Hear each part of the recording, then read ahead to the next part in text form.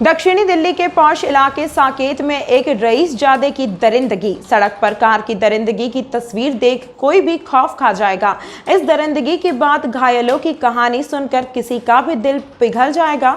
जी हां, देश की राजधानी दिल्ली में सड़क पर एक बार फिर रईसजादे ने कई लोगों को कुचला है। 17 अप्रैल के तड़के लगभग 3:30 बजे रईसजादे की कार पहले एक बाइक को कुचला, जिस पर एक लड़की समेत 3 लोग सवार थे। उसके बाद एक ऑटो को कुचला। इस पूरी घटना में लिखित FIR की गई है, जिसमें 4 लोग घायल हुए हैं। हालांकि घायलों के मुताबिक जिस रफ्तार से वह कार दौड़ रही थी, उसने न जाने कितने और हादसे किए होंगे। इस पूरी घटना में इकलौते परिवार को चलाने वाले सिविल डिफेंस के जवान का पैर कटना पड़ा। वहीं एक सोशल वर्कर पति पत्नी ICU में जिंदगी और मौत के बीच झूल रहे हैं। चौथा घायल ऑटो सवार भी गंभीर रूप से घायल है।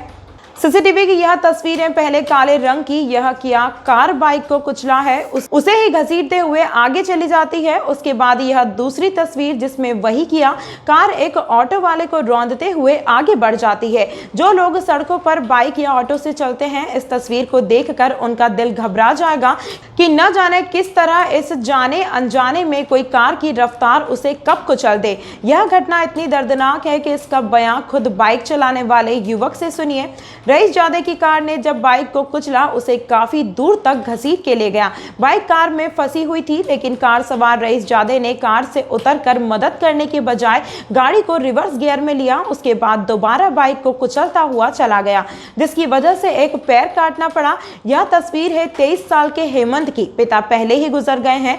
माँ और बहनों की जिम्मेदारी इसी के कंधे पर है। शरीर और कद काठी से अच्छा होने के कारण अपने परिवार का गुजर बसर करने के लिए यह सिविल डिफेंस में काम कर रहा था, लेकिन इस रईसजादे ने इसके साथ ऐसी हैवानियत की है कि एक तरफ इसे अपाहिज बना दिया, वहीं दूसरी तरफ पूरे परिवार को खाने पीने के लिए मोहताज कर दिया। दूसरी तस्वीर यह है मीना की 2 साल पहले ही शादी हुई थी। वह ब्यूटी पार्लर चलाती थी, इसके साथ ही सोशल वर्क का काम भी करती थी। वह क्षेत्र के स्कूली बच्चों को मुफ्त में ब्यूटिशियन का कोर्स कराती थी। पति पत्नी दोनों ही समाज में अक्सर अच्छे कार्य करते थे, लेकिन इस हादसे के बाद मीना ICU में एडमिट है। उसके शरीर का कोई ऐसा अंग नहीं जहां पर चोट के निशान ना हो। वहीं पति किशन भी बुरी तरह से घायल है और दोनों ही ICU में एडमिट है। मीना और कृष्ण दोनों पति पत्नी हैं और हेमंत इनके रिश्तेदारी में भाई लगते हैं। 17 अप्रैल के तड़के कृष्ण के हाथ में थोड़ी चोट आई थी, जिसका इलाज कराने के लिए वह मदन मोहन मालवीय अस्पताल जा रहे थे। बाइक को हेमंत चला रहा था और पीछे मीना और घायल कृष्ण बैठे हुए थे। साकेत कोर्ट के इस रेड लाइट के पास जैसे ही यह बाइक से जा रहे थे, उसी वक्त हवा से बात करती हुई तेज रफ्तार यह काले रंग की कार ने इनके बाइक को जबरदस्त टक्कर मारी। मीना और कृष्ण इस टक्कर के बाद हवा में उड़ गए। इन दोनों को कार के बोनट से गंभीर चोटें आई हैं। वहीं हेमंत बाइक सहित गाड़ी के नीचे फंस गया। जैसा कि हेमंत ने बताया कि कार चालक एक्सीडेंट के बाद मदद के लिए उतरने के बजाय गाड़ी को रिवर्स करके फिर दोबारा उसे कुचलता हुआ आगे चला गया। हेमंत के पिता इस दुनिया में नहीं है। माँ और बहन का खर्चा चलाने के लिए हेमंत इकलौता परिवार का सदस्य था। कद काठी अच्छी होने के कारण वह परिवार चलाने के लिए सिविल डिफेंस में नौकरी कर रहा था। बहुत जल्द इनके घर में खुशियां आने वाली थी। अगले ही महीने हेमंत की शादी होने वाली थी, लेकिन अफसोस शादी से पहले ही काले रंग की कार ने हेमंत को अपाहिज बना दिया। वाइट नताशा। रईसजादे के इस दरिंदगी की तस्वीर इतनी दर्दनाक है, जिसे कोई एक बार देख ले उसे ताउम्र नहीं भूलेगा। लेकिन अफसोस की बात यह है कि इस घटना को लेकर दिल्ली पुलिस के SHO से लेकर DCP तक जानकारी लेते वक्त किसी ने भी जवाब नहीं दिया। SHO साहब का कहना था कि उनके इलाके में हादसे होते रहते हैं, उन्हें याद नहीं है और वह मीडिया को कुछ भी बताने के लिए आधिकारिक नहीं है।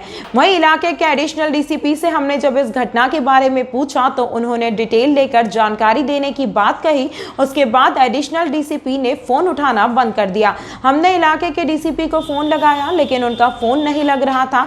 हमने उन्हें फिर भी पूरे डिटेल के साथ जानकारी मांगी, लेकिन उन्होंने भी इस मैसेज का कोई जवाब नहीं दिया।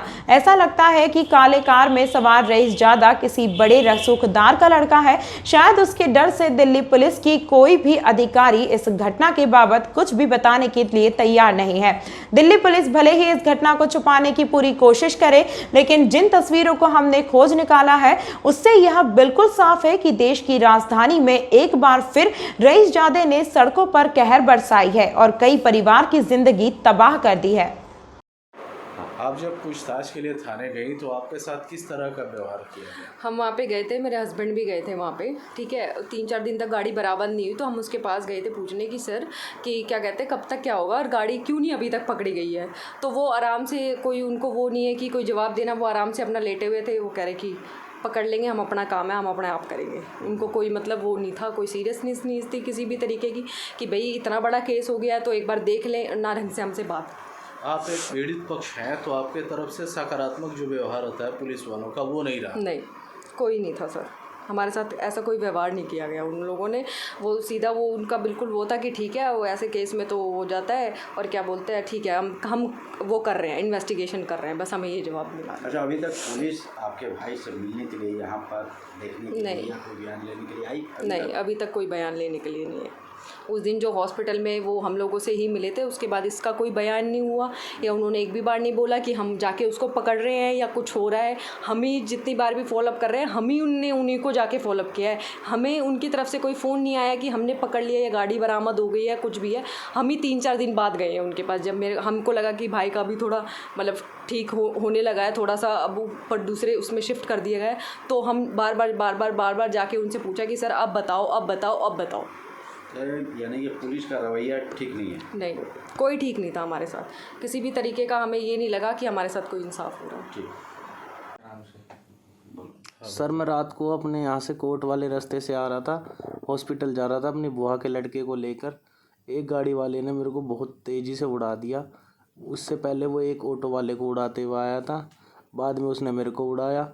उसने रोकी नहीं गाड़ी, वापस रिज़र्व करी और वापस मेरे ऊपर से चढ़ा के ले गया। आगे उसने 1-2 एक्सीडेंट और करे। बाइक पर आप लोग और कौन कौन थे आपके? मैं था, मेरी बुआ का लड़का था और उसकी वाइफ थी। अच्छा, 3 लोग थे? हाँ, 3 लोग थे हम। उन लोगों की क्या कंडीशन है? वो अभी दोनों कोमा में हैं। अच्छा, उन लोगों को भी ज़्यादा गंभीर चोटें आई हैं? उनको ज़्यादा गंभीर चोटें आई हैं। जी, आपको कहाँ कहाँ पे चोट लगी है? मेरी एक लेफ़्ट वाला पैर मतलब कट गया है और मेरे पेट में इंजरी हुई है और मेरे फेस पे सारी जगह। जिस तरह से आप लोगों के साथ हादसा हुआ है तो अब आप लोग क्या चाहते हैं? जी, उसे कड़ी से कड़ी सज़ा दिलाई जाए, बस हमारा तो यही कहना, आगे से वो किसी के साथ ऐसा ना करे। सर मैं तो यही कहती हूँ, मेरे भाई का नाम बता दीजिए। मेरा नाम नताशा है, मैं इसकी बहन हूँ हेमंत की। देखिए मेरे भाई के साथ इन लोगों ने क्या किया, मेरे भाई का पैर काटना पड़ गया सर। हमारे घर में कोई नहीं है, मेरे 12-13 साल पहले मेरे फादर एक्सपायर हो गए थे। उसके बाद हमारी मम्मी ने हमें पढ़ लिख के इतना बड़ा किया, सारी चीज़ें की। पहले मैंने नौकरी लगी, फिर भाई को वो करके जैसे तैसे पढ़ा के आगे लगवाया। अब ये देखो आप कि पूरा मतलब उसका पैर ही कट गया है सर। मतलब मैं ये चाहती हूँ कि उनको ऐसी सज़ा हो ना। मैं ये चाहती हूँ कि पुलिस वालों ने उनको कैसे छोड़ दिया सर, जब वहाँ पे सारी चीज़ें थी, ऑन द स्पॉट चीज़ें थी, तो उनको क्यों नहीं पकड़ा अभी तक सर? पकड़ना चाहिए था। और ऐसे में आपको पता है कि हम अब क्या करेंगे, आप बताओ। और वो जो शादी भी ठीक हुई थी उसकी, हम नेक्स्ट मंथ में शादी करने वाले थे, सब चीज़ होने वाली थी, लेकिन अब कुछ भी नहीं हो पाया। और साथ में वो मेरी बुआ का बेटा था, ये लोग जा रहे थे वहाँ पे, भाई के हल्की सी चोट लगी थी हाथ में, तो उसको पट्टी कराने के लिए जा रहे थे।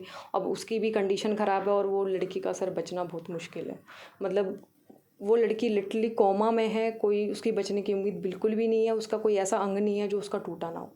बहुत ज़्यादा सर हालत ख़राब है। पुलिस किस तरह से कार्रवाई की है जो सर पुलिस कार्रवाई कैसे, तीसरे चौथे दिन तो सर गाड़ी उन्होंने पकड़ी ऑन द स्पॉट। अगर गाड़ी पकड़ी जाती, सारी चीज़ें होती, तो आज मेरे भाई की ये हालत ना होती।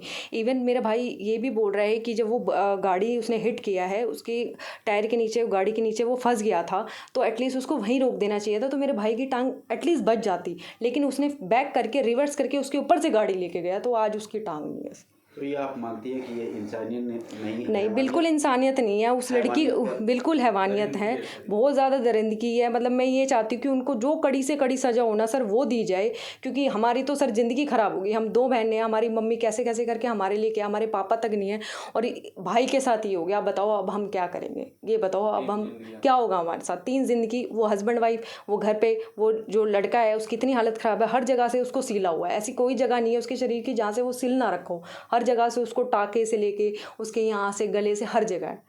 और वो लड़की की आप बताओ क्या ज़िंदगी है। वो यहाँ पे सैलून चलाती थी, अपना इतना अच्छा काम कर रही थी, भाभी है वो मेरी, सोशल वर्क करती पूरा, उसमें जाके गवर्नमेंट स्कूलों में भी वो करती थी, जाके सिखाती थी फ्री में चीज़ें। आज देखो उस लड़की को, मतलब ये तक नहीं है कि उसके घर वालों पे क्या बीत रही होगी सर, आप सोचो। हमारी भाभी है सर, वो अभी 2 साल पहले उसकी शादी हुई है। बच्चे भी हैं उनके? नहीं, बच्चे नहीं है अभी वो यहाँ रहते हैं। अच्छा, ये ऑटो को भी उसने टक्कर मारी हाँ, थी? ऑटो को भी टक्कर मारी है। मतलब वो ऐसा लग रहा था कि वो बंदा ना सबको मारते हुए ही गया है। ऑटो वाला भी वहाँ पे एडमिट था, मेरे भाई जो ये लोग तीनों एडमिट थे। आगे और भी वो पता नहीं कोई जोमेटो वाला पता नहीं कौन है, उसको भी वो मारते हुए गया। और आगे पता नहीं कितनों को मारा होगा सर। क्या वहाँ पे चश्मदीद जो थे आपके हाँ। भाई ने बताया कि गाड़ी जो उसकी थी काफ़ी स्पीड में थी? बिल्कुल, बहुत स्पीड में गाड़ी थी, बहुत ही ज़्यादा स्पीड में गाड़ी थी। 150 से ऊपर की स्पीड पे गाड़ी थी सर। क्या हो अगर आप देखोगे नशे में भी हो? बिल्कुल नशे में होगा। अगर एक बात बताओ, जब गाड़ी हिट हुई है, वहाँ पे नंबर प्लेट गिर गई है, तो हम ये चाहते हैं कि उसी टाइम क्यों नहीं उसको पकड़ा गया। हम तो जैसे ही मेरे पास फ़ोन आया कि भई आपके भाई को हमने यहाँ एडमिट करा दिया गया है, तो मेरे को तो तुरंत आके हम अपने भाई को देखेंगे कि क्या हुआ। उसकी हालत ऐसी नहीं थी, इवन उसने कह रहा है मैंने अपने पैर में ऐसी उंगली भी डाल के देखी तो वो वहीं बेहोश हो गया कि मेरे अब कुछ नहीं बचा है उसके